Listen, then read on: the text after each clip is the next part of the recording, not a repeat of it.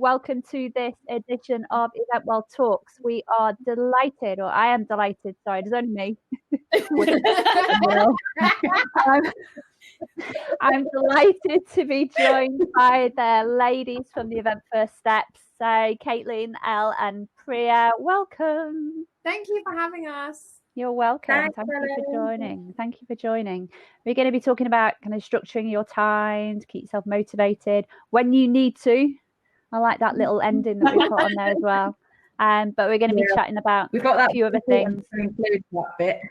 Yeah, absolutely. Yeah, we're going to be chatting. We'll cover a few other things as well, because obviously it's Mental Health Awareness Week this week. So theme for this week is kindness and community. So we'll have a quick chat about stuff like that as well. Housekeeping rules as usual. If you would like to ask the ladies a question, please use the Q&A function that you can see there to the right hand side.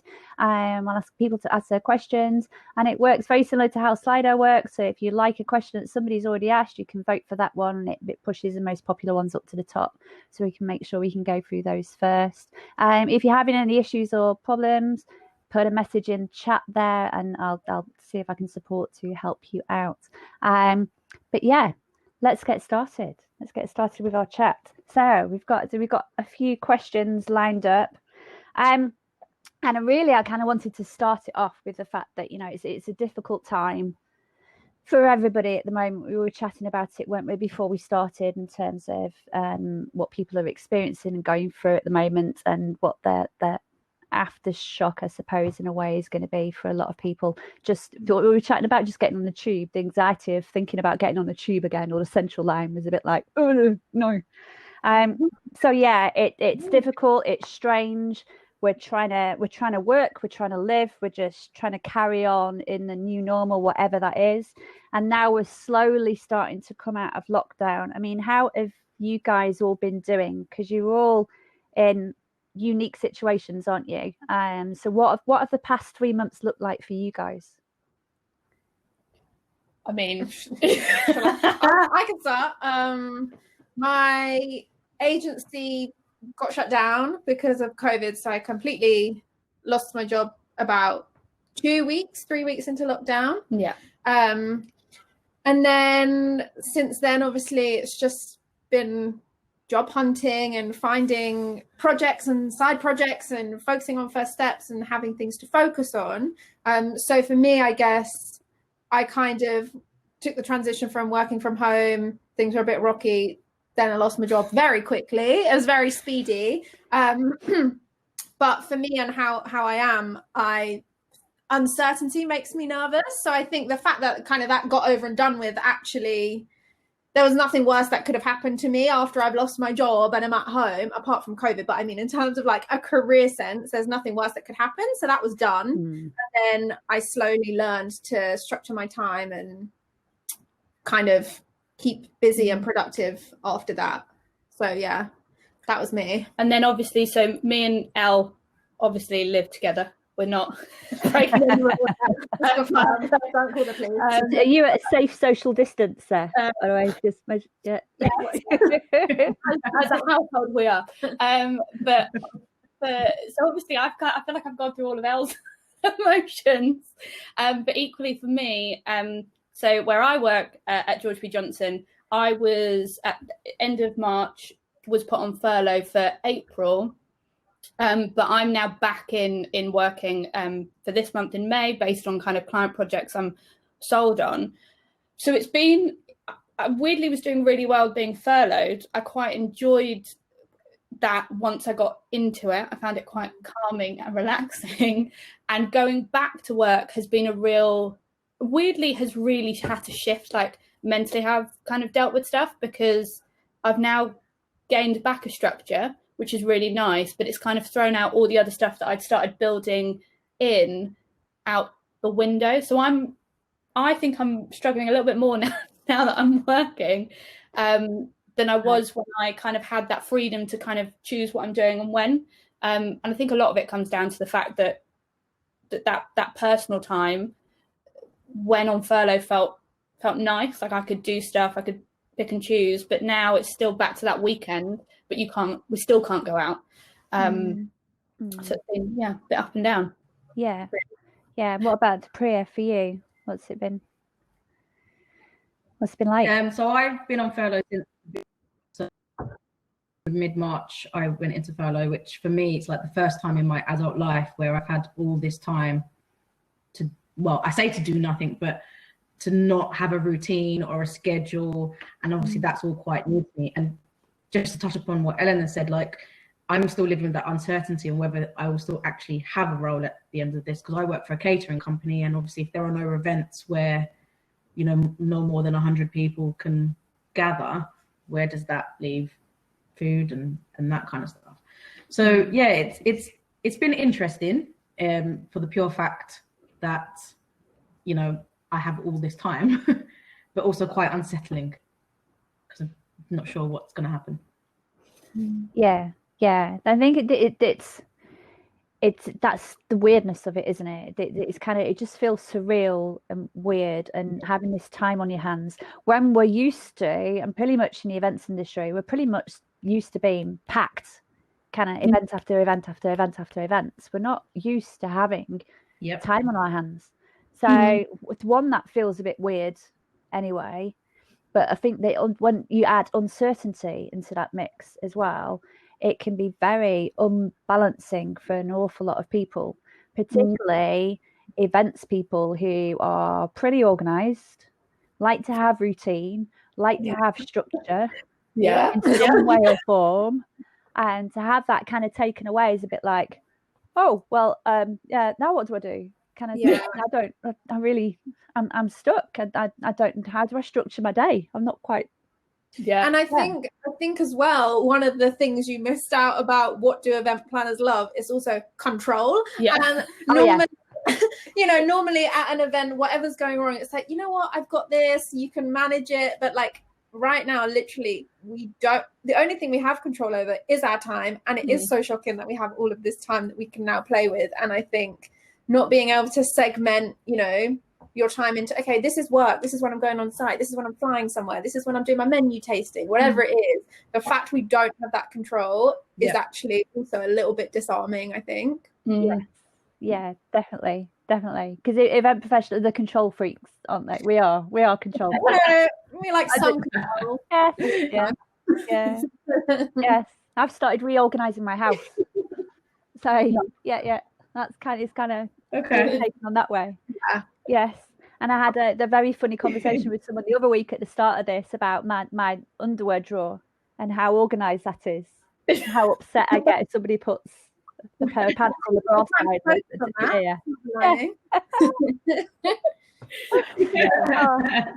But I suppose in all seriousness, we chat about this, don't we? And we cover the control elements of the events industry and what we'll do in terms of organisation and structure.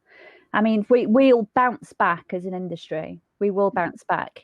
But I can say that with wholeheartedness because I've been in, this is now my third decade in the industry. So I can say that because I've been in the industry for a long time. And you ladies, you founded Event First Steps. Your community, your network is a lot of people who are new to the industry. So, what about those guys? What kind of messages and stuff can we say to those guys about what's going on at the moment? You must be thinking, what the? I think it's really important to break the fact. Oh, what did you say, Priya? Are you there? We're losing Priya a little bit. My Wi-Fi. So please excuse me if I cut out, but I just wanted to point out that it's very important to get across to first step, so to speak, that they're not on their own, and it's. Oh, we're losing Priya a little bit. I don't know if you can hear us. Maybe if you turn your video off. Oh, you have, or have we lost you? I don't know. I think. I think I lost everyone. Yeah, so maybe keep your video off. It would help with the connection a little bit, and we'll just have to listen to your lovely voice. That you're not alone, and also I think you can also take some reassurance from the fact that, for example, Caitlin has gone back to work. She was pulled from furlough because events are still happening, they just look different. And from having had many calls with recruiters or interviews or whatever, there are still events on the landscape. It just looks different to how it looked in January and February and before. And, you know, I just think, don't be disheartened. It looks terrifying. I can imagine, like, you're graduating uni this year and you're like, what? But I think it just looks a little bit different. There's going to be hybrid events everywhere. I think, you know, we've had this conversation a million times, but instead of, you know, it's going to be a tech online event or it's going to be in real life, you might have your real life event going ahead, but as well as like your crisis plan and your wet weather plan, you might have an online plan just in case you need to pivot it. So I think, also, sorry, I know pivot's a gross word right now. We're using it so much, but I just think like events is going to come back. Human connection is so important. That's not changed, and that's probably been reinforced now more than ever. And I also think, because like, especially when, I mean, we both studied events at uni, which, you know, I graduated 2014, so we're looking about 6 years ago. So but sorry, but still babies. But still, it's such a long time. But at uni, you do like a big main part of what you're taught is about operations, and kind of that's the main focus. Now, my role is a digital producer, so what I work on is social media and campaign work, and I think and specifically in the events industry. But I think the skill set that individuals, and especially kind of those coming out now, automatically have. So like, I never trained in social media, I just used it, and because I had that and I came into a business and that was something that was missing, you know, that's where I've managed to kind of carve out a career. But I think the skills that people have nowadays, naturally, kind of, it's about applying them in so that they're utilized by a company. Because as we say about a hybrid or digital, we kind of all know it, like we understand the principles. You maybe just aren't looking. I think jobs are going to be different, or the need from companies and agencies are going to be different. You're just going to need to be more agile. And I think the beautiful thing about our industry and the people that make our industry is that we are that naturally, because even when you're on site at a real life event, you have to switch between 5 different minds and do something every 5 seconds. So I think it's just, when you are applying for jobs or when you're looking for jobs, being open-minded and understanding that your role might be more agile right now, because it's going to have to be, because everything, no one has a, you know, what's it called, like a crystal ball. No one can say what's going to happen. And so we just have to roll with it as it goes. And I think, being open and being agile, and like Caitlin said, utilizing skills that you might not have gained officially and like putting them to work. And that's a really good shout, ladies, actually, because a lot of people that have been in the industry for a while recognize that agility and that fluidity, that is really, really beneficial when you work in this industry, because there's so many different skill sets you can be continuously picking up, not just in times of adversity. And for you to progress and grow in the industry, you need to be open to learning, and you need to be open to learning new experiences and new ways of doing things. And I think this period is absolutely going to hit that nail on the head, in terms of this is an opportunity for us to be learning new things. And exactly what you were saying, that contingency planning, I really think that is a vital thing of what's happening right now. Digital will never replace live. We need to stop having this conversation. We had it 10 years ago, we said no then. I know. I saw Julius tweet that the other day, and I was like, why are we still having this age-old conversation? Like, it can assist us, it will help us to cross boundaries, but it's not going to replace human connection. Nothing will ever replace human connection. Even talking from a mental health and well-being perspective, we need it, we crave it. That's why a lot of us are struggling right now, is because we've had that restricted in some way. So it's never going to replace live. But what digital will do, and we need to stop calling them virtual events either. A digital event, we're real people. I'm not a cartoon. I'm a real person. I'm just on a digital platform. So they're digital events, they're not virtual events. And it's the power of digital events to help us reach new audiences and engage new people. And the opportunity that creates for our live events with the hybrid opportunities as well. That's a really good shout in terms of, and it's probably as well, I might not seem like it, it's probably actually quite an exciting time.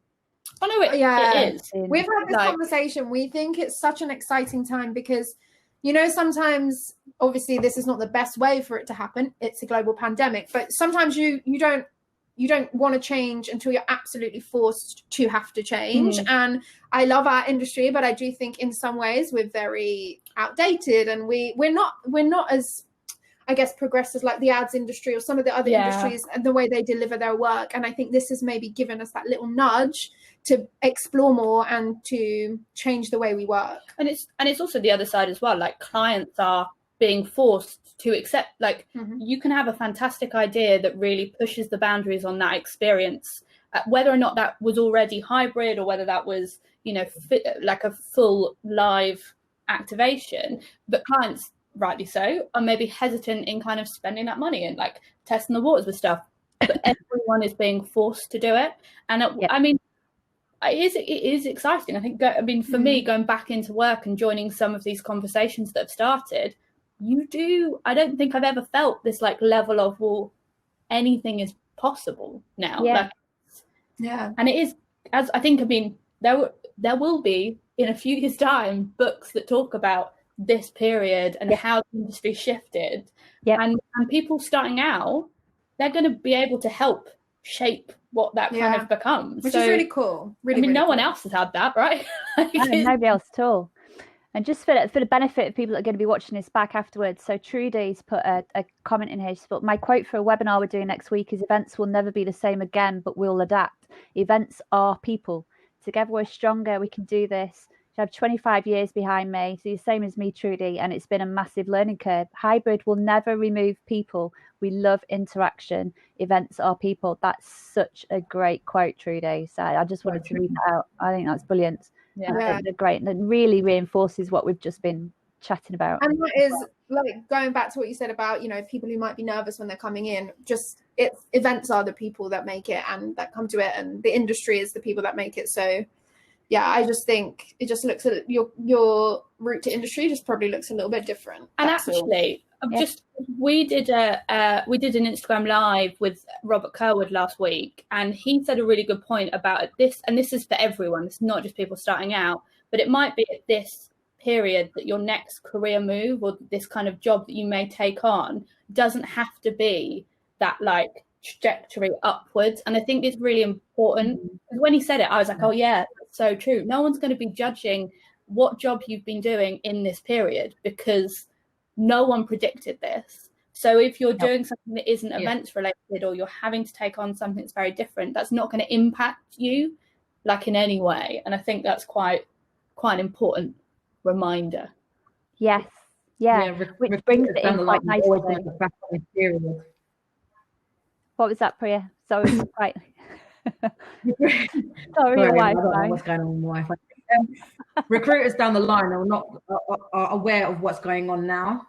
So on your CV, for example, if you've got a gap or you've got a role that is nothing to do with events, it's not going to be held against you in any way, because as it's been said, this is something new to us. It's something that we're all developing to sort of work through somehow. So I don't think it's anything to be scared of right now. If you want to go for a role that isn't quite an events-based role, but it's like, you know, it means the end, and it's a means for you to sort of ride the wave and you know, just survive. If it means, like, you know, you're getting an income in from somewhere, that's your priority right now. So that's what you've got to do what you got to do. You got to do what you got to do. Yes, yeah. But I think anything it's true. It is true. I think that it brings it back to what I was saying before as well, because it's you're constantly learning in this industry. I mean, I've been in it a while, and I relearned. Priya, we did our diplomas at the same time, you know, and volunteered at the Brits, which was amazing, by the way. Volunteered at the Brits at the same time, and that was what, 4 or 5 years ago. So, and I've been in the industry. This is my 3rd decade. So you never stop learning. So taking that kind of, to be kind to yourself. It's Mental Health Awareness Week. This week is all about kindness, and kind of taking away those very, very high expectations that we put on ourselves. Why don't we just quit and stop doing that for a little bit, and kind of just exactly what the ladies are saying, you know, it's exercise some compassion and self-kindness and do what you need to do. But don't judge yourself if sometimes you need to take a step backwards, take a step forwards. Yeah, exactly. Because sometimes we all need to do that. Yeah, don't it's we? not about being kind to others, but you've also got to be kind to yourself and use this time to find out what it is you want to do, what you like to do. If you want to sit and do nothing, that's absolutely fine, as long as it's something that you've said you want to do. Yeah, I think really like Pri and Helen, exactly what you've said about being kind to yourself. Like, I always think about like how I'd speak to my friends, like if, you know, they're feeling down, and then sometimes how the way that I speak to myself, or I'm like, actually, like if Caitlin had come and told me she'd done that, I'd be like, yo, that's amazing. But to myself, I'm like, that is not good enough, you know? And I think that is 100% right. And then also bringing in what Priya said, weaving that in when you're looking at your goals for lockdown or whatever it is you want to do, just being like, okay, this is achievable for me. Don't measure yourself against someone else, which is really hard. And also I struggle with doing that. I'm not saying it's easy. You go on Instagram and there's like 12,000 people doing different things. And you're like, why don't I look like that? Why aren't I cooking like that? Why can't I make money like that? Like, it's hard. But I think once you've been kind to yourself and set those goals, and then it becomes easier to structure your time around those things because they are genuinely what you want to do and they are achievable. Yeah. Which brings it on nicely to that structuring time, which was going to be our theme today, wasn't it? So bringing it to a mental health perspective, you know, looking after our mental health moving forwards, even though, for my opinion, it should have always been the case. But looking after our mental health now is going to be critical, absolutely critical. There's going to be an awful lot of people struggling, probably for the first time. So how do you ladies think that kind of structuring your time is going to help people with that? We all do it so differently, huh? Yeah. Which is okay. Do you have to do it differently? Yeah. For me, it's been about Mark Mayer is one of my good friends, and if anyone knows him or has heard him speak, he goes on about sleep a lot, and it's good what he says. But for me, it's been like kind of maintaining a structure where I sleep and get up as if I was still going to work, so that even like, you know, every day I'm not really employed, I'm just going on LinkedIn, applying for jobs, doing whatever upskilling stuff that I'm doing. I've really tried to keep that the same, because that has given me some kind of structure and stability. And then I've been using in the past few weeks Notion, which is a tool like Asana or Monday, that kind of style tool. And I've been doing my to-do list and breaking it down as if I was at work and doing different projects. But instead of having different to-do lists for different events, I've had like, okay, this is for finances, this is for job hunting, this is for general admin. And for me, the planner in me loves that. And that's how it works for me to structure my time. And I've been doing yoga every day for like over 60 days now, I think, since lockdown began. And when I first started, I was like, yeah, yoga makes you like flexible, blah, blah, blah. But actually now, if I have a day where I don't do yoga in the morning, I was saying to Caitlin the other day, I feel a bit off, because it actually chills your mind. And I know that Priya's been doing it as well. And the effects of it have been far more than I thought it would be. So yeah, for me, it's just been about actually keeping some kind of normal, and I hate using that, but like some kind of structure as if I was in work. So then when I do go back to work, you know, it's not a shock, or I'm kind of already in that rhythm. Whereas I am the complete opposite. Yeah, she hates it with me. So it is interesting, because I completely agree with a huge number of it, but I can't do it. So like, I find, obviously I'm now back at work, so obviously Monday to Friday I've got to be at my computer for 9, which is good, because that does give me a forced element of having to get up out of bed. But like, I spend, and have done over lockdown, many days where I have stayed, and we're currently in my room, stayed in my room. And for me, I base a lot of stuff on kind of small wins. So I heard a really good like acronym, which I have used before, which is like ABC, which is A for like alarm, B for bed, and C clean. So A being get up when your alarm goes off, which I'm terrible at doing. B being make your bed, and C being get clean, like as in have a shower. There is more, like get dressed and all that stuff. But for me, abiding by those 3 steps, whether it's actually getting up when my alarm's gone off, or being like, okay, it's 8 o'clock on a Saturday, I'm awake, I'm gonna get up out of bed. By the time I've had a shower and I've either changed out my pajamas into other pajamas or clothes, that to me naturally kind of gets me going, whether or not I have a list of stuff I'm going to accomplish or whether I am going to spend my time watching Disney Plus. And I have found, I think, accepting, I think it's some of the points that we've talked about not comparing yourself, but I've found kind of the days where I have been down or kind of less, and it is like less motivated to do anything or really kind of not wanting to get out of bed, being able to accept that and not be critical has enabled me then the following, whether it's the next day or it's a couple of days later, to actually then be like, okay, today I'm going to do this list of things that I actually want to do. But I equally get that, you know, regular exercise is great. I don't do it, but when I do get out and have a walk, I feel way better. So it's perfect. Yeah, I really like that, and that's a really good point in terms of well-being, and it's a practice that's actually used. So anything really that they tend to say for mental health and well-being, they call it practices. So it's quite interesting, Elle, what you were saying about you don't see yoga as being flexible. It's a practice for you now, so you feel very different in the day if you don't do it. It's because you practice yoga, and that's when you hear people in mental health and well-being circles when they say I practice this or I practice that. I refer to yoga and going running. I practice running. I go out and I do a run when I need to go out and do a run. I don't go out and do it every day, but when I feel that low ebb and I'm not feeling energized, I know that a run will help me. So I have certain things that I do. But I really like what you were saying, Caitlin, about the ABC.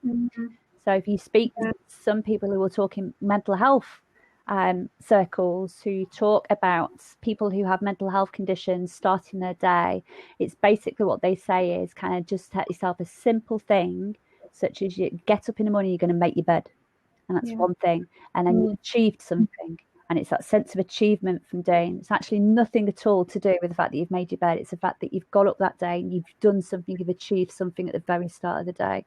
So then other kids, it'd be open your curtains, and so it's the very, very small tiny things that we probably wouldn't even think about or give too much thought process to.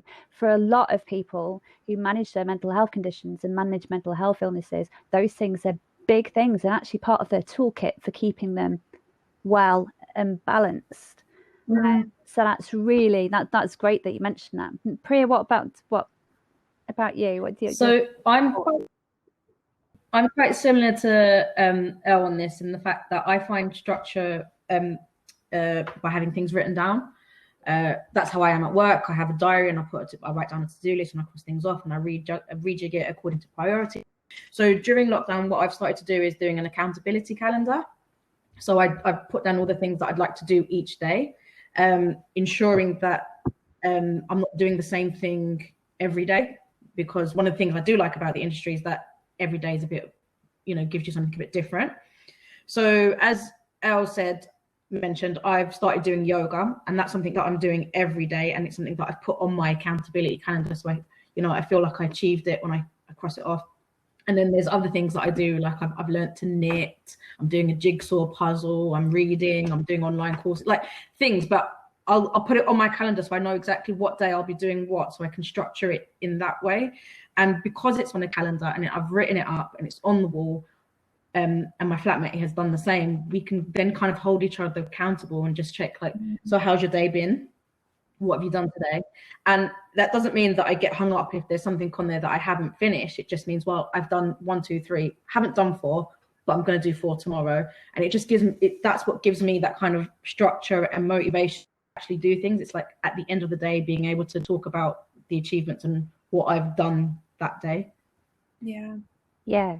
Which is great, isn't it? I think just a practice, again, bringing it to that practice, just a practice of adding some structure to your week. But also bearing in mind, it's really important that if the things that you don't manage to achieve that you set out for the day, don't beat yourself up about it. Yeah. Guys, don't give yourself a hard time about it as well. I think it's also quite good to have like an accountability, if you're going to do something like that, but having an accountability partner, or if you're self-isolating by yourself, have someone that you can call and be like, right, what you're going to do today, what am I going to do today, or what you want to do this week. And I just think, as well as being held accountable, it's giving you like time to communicate with other people, and it's that kind of structure of sort of relating it to a bit like work but not work, but you know what I mean, like in terms of being able to say, right, I'm crossing this off, and actually telling people that you've done it as well. Yeah. Yeah. It's almost like having a mental health buddy. Yeah. Yeah. Yeah. Yeah. Yeah. So yesterday I had a bit of a down day where I felt like I hit the wall of lockdown. And so literally I spent all of yesterday just messaging all my friends and like calling my friends, and it instantly makes you feel better. Yes. Yes. Yeah. There was one of the tips for yesterday, wasn't it? There were a lot of people saying that first day of mental health awareness week. People would say, just spend the day. If you do nothing else today, just spend the day getting in touch with people, asking them how they are, you know, just check in. And I think that's really important, isn't it? That kind of checking in element on each other and looking out for each other. And I think it's something that we take for granted, you know, when we could meet up and we could see our friends whenever we wanted. But obviously, I know some people may not believe in it, but I personally am a big believer in like people's energy. And like, you know, if Kate and I haven't seen each other for a few hours, even when we like meet in the kitchen and you bounce off someone, it's the same when you have that FaceTime with your friend. I FaceTime one of my good friends, Nicola, earlier, and even though it was like for 20 minutes, just having that connection and bouncing off each other, automatically you're already feeling a little bit better than when you potentially came on the call. So I think Pri's right, like just making sure that if you, especially if you're living on your own, but if you have that accountability partner for something, even if you don't want a video call, because God knows we're all tired of video calling, but like even if it's a voice note or like something that just gets across your personality a bit more than a message, I think is helpful. I found it, and I think this is an interesting thing of this idea of like productiveness and like when we're talking about like motivation as well. But like I have friends who've like said explicitly, like, okay, we're leaving all these WhatsApp groups, or I've deleted WhatsApp off my phone. If you want me and I'm around, just like give me a call. Because they were saying, and I've got a couple of friends who've done this in different formats, and they've said they felt very overwhelmed. And we've talked about it as well, of the idea that everyone knows you're at home. So they're like, if you haven't responded, what are you doing? It's like, look, I can't deal with people today. Leave me alone. But I think it's like you can set your parameters of what you want. And I think that's also important. I mean, me and Elle are so different, yet very similar. And even living together, we've been able to build, like, it's been absolutely fine. Because we've never spent this much time together in all the years we've been friends. We've never stayed in Croydon this long. Yeah, and we've lived together for 2.5 years, and we've never spent this much time together. But it's worked really well because we know that we need that time. We respect each other's boundaries, and I think that's a really important way to kind of still build in that motivation and stuff to the day, is understanding kind of what you need and what your friends need and actually telling them. Yeah, and I think that's where Pri nailed it on the head with the accountability thing, because that's essentially, you know, if I'm just saying to myself, I'm going to go and do 20 minutes of skipping today and then I don't do it, not like Priya said, to beat myself over the head with it, but someone be like, cool, so why didn't you do it? And maybe just make you check in with yourself to be like, so why didn't you? Like, what's going on? Is everything okay? And yeah, remembering to do it from a kindness angle in terms of like, oh my God, amazing, we've done 20 minutes. Like someone that's cheering you on and being like a little, you know, like a little sideline cheer group as well. So yeah. Anything that will shut up the inner imp. That's what they call it. The conversation I was having earlier in the day about that inner voice that kind of gives you a hard time sometimes, and how controlling that. And it's not about shutting it up, but it's about listening to it and kind of going, yep, all right then, bye, see you later. And it's noticing how you're feeling and noticing why you haven't done something on a particular day, but it's that kind, but bringing that kindness element in, that compassion element in, where you kind of go, rather than beating yourself over the head with a stick about it, kind of going, okay, so what's going on? Exactly what you said, Elle, earlier, in the same way that you were checking with a friend. So so bringing it from a kind of kindness element and create and establishing those boundaries, because that's a really, really good point. Because one of the things a lot of us are really rubbish at in this industry is boundaries. Boundaries, saying no. People find it really hard, and I think when you're creative, sociable, people person, personable kind of person, no and boundaries is tough and tricky. So from you ladies' perspective, anyone new coming into the industry, because this is important stuff. This is the stuff you have to learn boundaries and the art of saying no. And so what kind of tips would you give to? I mean, my instant thing, because I never did this when I started out in the industry and actually still struggle with it now, is actually just about saying when you like need space or you're not able to do something, or you're being asked to do more than you can. Because I think I always remember going to an event at work where they talked about the fact that, oh, well, we're here, everyone can say no to stuff. And I like put my hand up and I went, well, I've been here like at the time, I mean, I've been there 5.5 years. And I was like, well, actually, no. Like when I started, I couldn't, because if I turned to my boss and said, oh, I can't do that, my reaction would be that they'd be like, oh, well, you're not capable. But actually, that was all me. I know it was. But I think it's about saying you are allowed, no matter what like position you are, no matter how long you've been somewhere, to actually turn around and say, okay, I'm at my limit, or this is a lot more than I expected, or can I have some help, or can you guide me? And actually putting yourself out there and asking for help, or saying, yeah, this is too much. It's like your line manager, your boss, your team leader, whoever that might be, basically turning around and saying that's it's okay for you to turn and let me know if there's something you can't do, or if you're struggling. That whole it's okay to not be okay type thing. That's stigma in a way. That's stigma for you. Yeah, exactly what you described is what stigma is. Yeah. Well, and actually, I think sometimes talking to a colleague or a peer who's on either the same wavelength or isn't your line manager, sometimes it's easier because I'd just like to say on this point, like I really. Oh yeah, go ahead, Pri. Oh. No, I was just gonna say, I just to point out, like what you're doing with EventWell is really making people talk about it a lot more in the industry, about mental health and mental health awareness. And I think what you're doing and what you're achieving in the industry, I think is now going to make it a lot more easier for people coming into the industry to feel comfortable about talking to people when they're feeling maybe too stressed, or not being able to say no, but should be saying no, and just being able to like avoid burnout sort of further on. And I just want to say, what you're doing is amazing. Thank you. And being able, allowing to have a platform. Yeah, I agree. Obviously, we agree. Yeah. That was it. And it was because, do you know what? Even like, from the outside, apart from the people that just think we're party planners, everyone knows that our industry is wild in the fact that like it's not a 9 to 5 really, which is wild when you sign a contract for hours and then you automatically kind of know at some point in the year, even if I've only got one event, I'm going to be on site for way more than that. And I think that can be overwhelming. The fact, the hours and the work life, the fact that we love industry events as much as the next person, but you could fill your whole week with going to industry events. There's a fan trip every 5 minutes. Like there's so much stuff that you could be going to or working on. And like Caitlin said, especially when you're first starting, and we sometimes even still get it now, this like fear of like, if I say no, if I don't go to this, it's like FOMO, right? But on a wilder level, because in events, no two events are the same. So if you miss it, you miss it, right?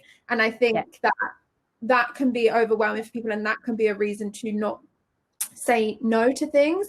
But I think, like you said, it's knowing that if you ask your boss for help, or if you ask your peer and say, listen, I can't go tonight, can you take some notes for me, or whatever it is, like no one's going to think any less of you. And actually it's better to protect yourself, because how am I going to produce my best work on site on Friday if I'm going to networking events Monday through Thursday? Like I can't, mentally I won't be there. So I think it's just working out for yourself what drains your social battery, like what drains that for you, and what drains your work battery, and trying to work out the best way to get the best out of yourself. Because ultimately it's, okay, yeah, your boss might be annoyed if you can't come to work because you're ill, but you're going to suffer the most because you're ill, or Yeah, I really like that point. I really like that analogy of the social battery and the work battery. Both are equally important, guys, by the way. In fact, I would even say that your social battery, so your life battery, is more important. We live to live, basically, and you work to live, not the other way around. Even though it can be very, I suppose it can be very it can be very addictive working on our industry. I still remember Priya doing the Brits, and that buzz and that feeling walking away from working at an event was like, it's probably the most amazing feeling I've ever had in the industry. Isn't it so weird when, like, we all know the buzz that we're talking about, but if someone was like looking in at events and be like, what the hell are you on about? You've been on site for like 15 hours, and we're like, yeah, and it's fucking brilliant. Yeah. So there's a lot of us in the industry kind of thrive off that. We could term it positive stress, so eustress. So there's two different types of stress. There's your positive eustress, and then there's your negative distress, and it's learning the difference between the two. And it's people understanding that a lot we actually, it is a stressful industry, but a lot of people are actually working under positive stress and thrive under positive stress and grow and develop and all of this kind of thing under positive stress. But it is exactly what you say. When you try and explain that to somebody who doesn't work in the industry, you do kind of get this weird kind of look, as if to go, yeah, okay, all right, yeah. Yeah. What? I've noticed being like, free food, which is like chips. How are you still going? What and why are you so happy? Yeah. Yes. Yeah. So, and it's understanding. I suppose it's understanding the cortisol effect and the adrenaline that drives you through an event. I remember when I was pregnant with my little girl, 3 months pregnant with my little girl, awful morning sickness I had with her, right from week 6 up until week 21. And there was one day I did a big event at RBS headquarters. And that whole day, I started at 6:30 in the morning. You know, and you're thinking, you probably shouldn't be doing this when you're pregnant. I started at 6:30 in the morning. And that whole day I wasn't sick once. And then as soon as I got home, and it was literally the minute I sat down on the couch, I'd just got into the house from the taxi, sat down on the couch and kind of went, and so I had to go upstairs and I was sick because the adrenaline and the buzz of running the event had basically subdued everything else. Everything else had gone away, and it's that high. So I suppose it's explaining that to new people. Well, I always think, because I really only go on site a minimal amount of times, and actually the one event I do is a big event, and it was in January, and it was a full, I think it was 8 days I was on site this year. And I have to say, I work on this event all year round pretty much. I don't really ever stop, but I do stop from like February to March. Just been a weird one this time around with everything going on. But that moment where we come back and everyone kind of says it as well, and I think it's for all big events or small events that you work on, but the moment you finish that event, the come down levels is insane.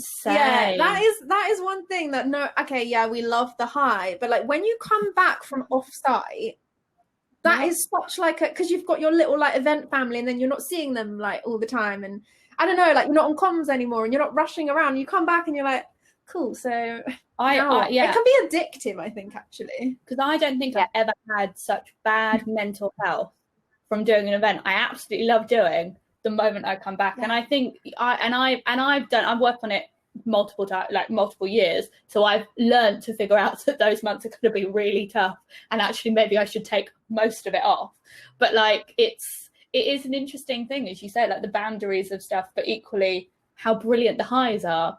But I guess sorry, we're rambling. But I guess like that addiction, because it is an addiction, and especially if like Caitlin does it like once a year, but like, you know, I was doing it twice, 3 times a month, sometimes flying away, coming back, doing it again. And that addiction to like how it makes you feel can be one of the things, just looping it back, that stops you from saying no, because you're like, actually, I know that I will love it when I do it.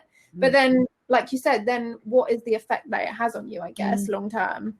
Yeah. It's that purpose element, isn't it? It's the stuff that gets you out of bed in the morning, and it looks very different for different people, doesn't it? Yeah. Some people thrive in the events industry, and some people just struggle and find it very, very hard and end up leaving and doing something else. So it's were you going to add to that, Priya? Once you're coming into the industry, you should take a moment to find what it is you actually enjoy and what elements you enjoy. Because what the ladies are talking about, I don't do any of that. I'm never on site. I don't have this buzz of like making sure everything is running. I'm sales manager, so I'm in the office and I'm dealing with clients at the beginning stage, dealing with new venues and that kind of stuff. And that's the things that I enjoy, that kind of interaction with people on the beginning level, as opposed to the execution of an event. So my joys come from somewhere completely different. You know, I have a bell on my desk. Every time I make a sale, I'm ringing the bell. Oh, everyone's in the office is going like, oh my God, this is. But no, but that's where I get my joys from, and I think that's quite important to point out to anyone starting new in the industry. You know, there are so many areas you can go within the industry, and I think maybe take some time to just think about what it is, why you want to come into the industry, and what it is that you would like to do, because there are so many areas. So yeah, I point that out. No, it's a good point, Priya. Very good point. Yeah. Because I was going to say, what's interesting about that, and I think it plays into what we're talking about, like structuring your time. But like I do one event, maybe 2 across a year, and that's it. I spend the rest of my time doing a kind of normal 9 to 5 office role. Because again, like I know where I find my joys, and as much as I like the on-site adrenaline, I like it once in a while, you know, small bits, really small bits. But that idea of like structure, like we talk about like being motivated, but I think as well, to find motivation, it's like as well, if you have something you really enjoy doing it. And I think you talk about it as well, about shifting your mindset from I'm going to exercise to being like, I'm doing this because it makes me feel good. Understanding where you want to be in the industry helps you figure out kind of, is this the right job? And then that will help you naturally feel motivated and kind of productive towards stuff. I think ultimately it sounds like lame, like, but because I know sometimes people like think it's wishy-washy, but it's genuinely like what makes you tick, like what makes you tick for your job, like Pri said, like, you know, what you want to do for your actual career right now in lockdown, what do you want to achieve? Because then, like Caitlin said, it won't just be like, oh, I want to exercise because I should exercise. It'll be like, actually, I want to exercise because X, Y, and Z, and it's good for me and it's good for my body and I want to nourish myself. And then that's where the motivation instinctively comes in. Someone asked yesterday on our Insta story, what keeps you motivated? And I said that someone once said to me, excuses don't make results. And when you really want those results and it's genuinely what you want to do, you won't have any excuses because it's something for you. If you're just like, yeah, I saw this girl doing a HIIT workout and I should probably do it. Of course, you're not going to end up doing it or maintaining it for a long time because it's not really for you. Yeah, it has to be about the why, doesn't it? Not the what. So everything we do has to be about the why. Otherwise, you're not going to embrace it. It's not going to develop into a habit kind of stuff. You've got to find those passions, haven't you? So what advice, what tips would you give to people in terms of how to find we talk about finding out what our loves and our passions are, but what tips would we give particularly to new people in the industry about how they find out what they are? How do you go about that? I think you have to try some stuff. I was literally about to say that. It's like, and I mean that in like small scale stuff. So like, for example, if we talk about the industry, I'll use that as an example. But like, I have done multiple work experiences I worked in weddings, I've done catering, I've done operations, I've done festivals, etc. So I've dipped my toes in a lot of different areas. And that was when it became very clear that operations was not a positive for me. It was a very stressful environment. And I think trying to find ways to try different stuff, whether it's, I don't like camping, and I only know that because I've been camping and I've really disliked it when it rains. Like, it's about trying little things. And I think it's also about your mindset. Oh, sorry, Pri. Go on, Pri. No, go ahead. I'm sorry. I love a delay. I also think I was going to say, like, using this time, like, reach out to people on LinkedIn. Oh, my mic, I can't hear. No, go. No, we can hear you. It's going, me? Yes. Oh, okay, sorry, my Wi-Fi is a bit. I was going to say, using this time to like reach out to people on LinkedIn, anyone that like a job role that is similar to something that you quite like the sound of, like reach out to them. People in our industry like to talk to other people. They like to help, and that's one of the things I love about our industry is the people. Then they will happily tell you what it is they do on a day-to-day. I know at the moment it's going to be hard to go out and try things as such, but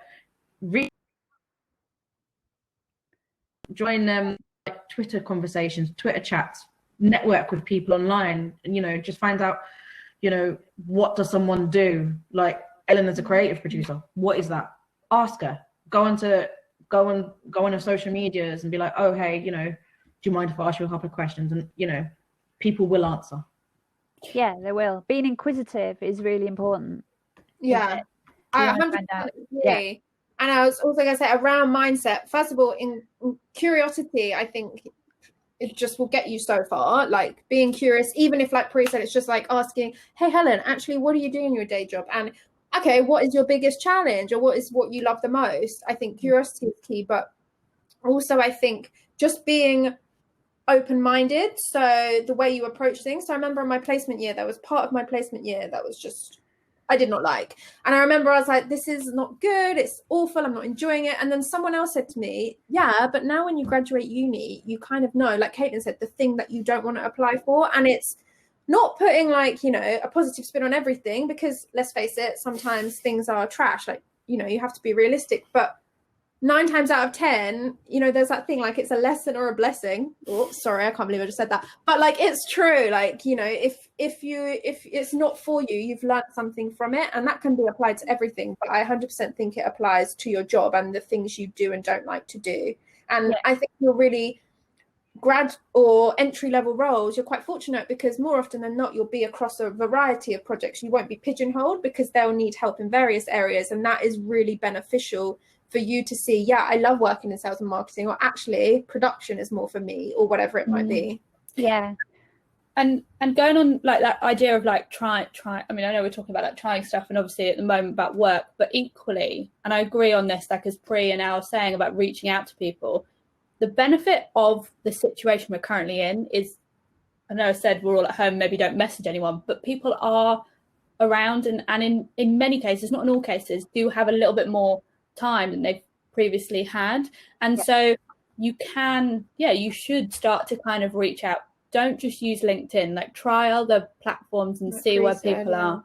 I also think as well, now's a very good time in that trying things out to apply that in like different disciplines. So like I hate exercising, but right now I have tried a HIIT workout. It was terrible. I died. It was horrible. But equally, like I really enjoy bar classes, and they're online, and like L-step skipping. That's, you know, you can't find that in an exercise class. Like, well, actually you can, but you don't be like, so it's like you can try these, like now's the time to try. You're not into anything. It is. And Rue, as well, for the benefit of people that are going to be watching this back, and as Rue's put here, I also think it's important that newcomers realise that the decision is not definitive. There's always be scope for change, and you may enjoy some roles more at different stages. That's really true. And I think that goes full circle to what we said at the beginning of the fact that our industry is evolving right now. I don't know, Caitlin doesn't know, Priya doesn't know if none of us our work could look different. We could be called the same thing in 6 months, but do something completely different. So I 100% agree with that. And Grace has added as well, it's like no experience is bad experience. That's so true. And even my experience over the years, I mean, I started out in operations, venue operations. I then went into proactive sales for 10 years, and it was all right, but I didn't love it as much as operations. So I went back to operations. So, and I think that's the nice thing about our industry, isn't it? It's the fluidity of it, and the fact that you can swap and change, go and try something new. The door's open for you to go and do that, and always will be. If you don't like it, go and try something else and do something else. But I think it's important to dip your toe in lots of baths, people.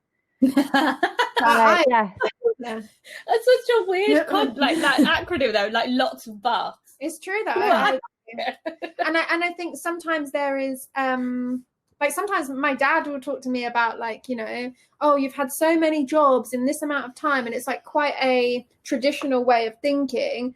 Whereas our industry moves so fast, our jobs move so fast. Freelancers will tell you they're doing one thing 1 month and then they're on another project. That I think if you have a job and it's not for you, then it's okay to leave it. And obviously I know I'm talking about this right now where maybe let's look at that with a more, what's the word? I know what you mean. Right now it's not the time, but I'm talking about, in general, like I got a job when I graduated, and 3 months later I handed in my notice, and I agonized over making that decision, but ultimately it was right for me and it worked out. But I was like, oh, I'm a graduate, I should have a grad job for more than 3 months before I leave, you know. And like you said, like if it's not for you and you know that you don't like it, go and try something else. If you can, go and do something else. It plays back on that idea of boundaries as well. Like they all kind of tie back in, but knowing what you want. And I think we don't do it in early stages because there is a fear that your career should be going upwards, and that,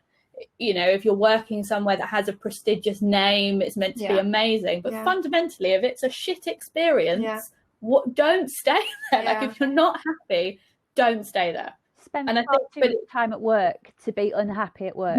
Yes. Oh, 100%. You're the only person that can change your situation as well. I mean, I did, and I think this is that I agree with Grace's point on no experience is bad experience. My placement year was horrendous, and I hated every minute of it. I did it for a full year because I needed to, and it was too complicated to try and leave. But I learned so much more from it than I think I would have had I not been there. And again, it plays into knowing operations is not my space. And so, I think it's. I just think it's so easy when you are just coming in to see people enjoying their jobs. And like, example, even for me, like all my friends are like, oh my God, you do like so much fun stuff. And I'm like, yeah, because I don't put me working on a spreadsheet for 4 hours on my Instagram story. Or like, people only see the highlights and they think, why am I not enjoying my job like that? Or why am I not living that life? And it's like, deep down if something's wrong, but also you're not going to be doing the highlights reel every single day of your job. And I think that's important to remember. Yeah. Which is bringing us to a close. So I was going to go to Priya. Do you have a pearly wisdom that you would like to share for us to close on? Anything you would like to add? Oh dear. No pressure. Sorry. No pressure. I think to close, I just want to say, I think using this time is this is a new experience for everyone. We're all in different boats, so just do what feels right to you. If you want to use this.